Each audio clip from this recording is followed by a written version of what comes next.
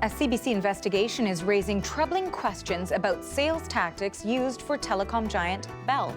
CBC's Go Public and Marketplace teamed up this week to investigate door-to-door sales practices used to sell Bell services. You qualify for a huge discount with Bell Canada. Dozens of customers say they were duped when they signed up at the door.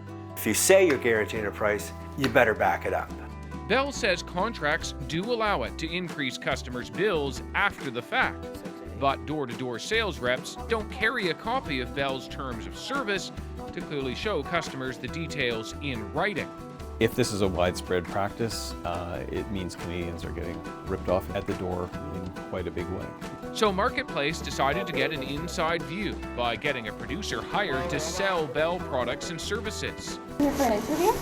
Jenny Cowley got the job and took the door-to-door training.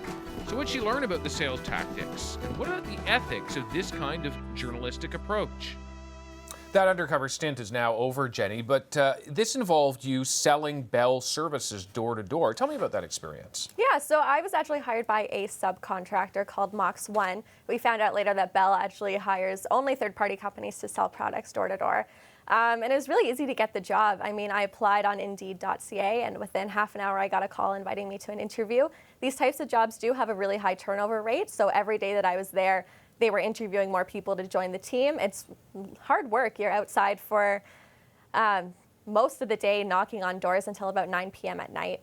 That gives you access. I mean, that's essentially what you were trying to do, is understand what the process going to door was like. You're right there doing it. Tell me about how that informs the story that is now available for people to watch online. Yeah, so going into the story, we had quite a few insiders reach out to us, people who had sold products door to door.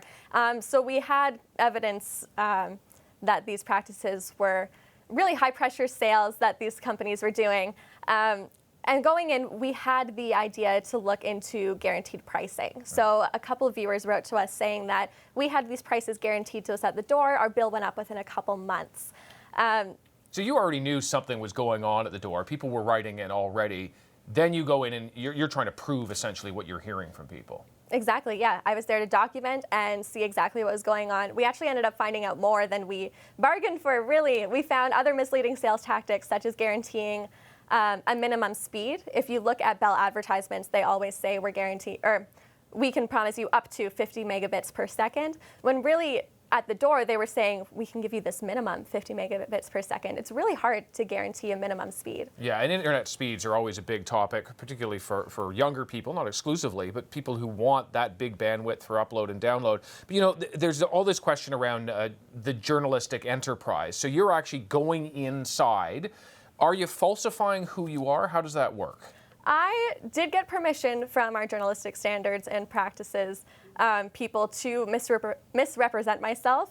I didn't have to that much. I mean, my resume was honest. I just omitted my CBC work, and because of my freelance work, it was all very true and up to date. It eliminated any gaps I might have in my resume. I was still myself. I was honest and outgoing, and I had the same hobbies, and I was me minus the journalist. And you weren't trying to push other people to sell more at the door. You weren't trying to do that kind of thing. No, of course not. I was there to document, and I was there to see exactly what was going on. In my training, they did kind of push me to talk more to customers. In those situations, I kind of had to downplay my confidence levels, let the customer interrupt me, forget my lines, try to throw that pitch back to the salespeople. How does this work? Because CBC's paying you to be a journalist, to do this undercover work. The company's also paying you because they've hired you. What do you do with the money you make from that other company? So I never got paid by this company. It was mostly commission-based, but for training they did offer me $300. That money, I never picked up my check. They never offered to send it to me. If they had given me the money, then we would have offered it back to them at our accountability interview. Jenny Cowley, thanks very much. Thank you, David.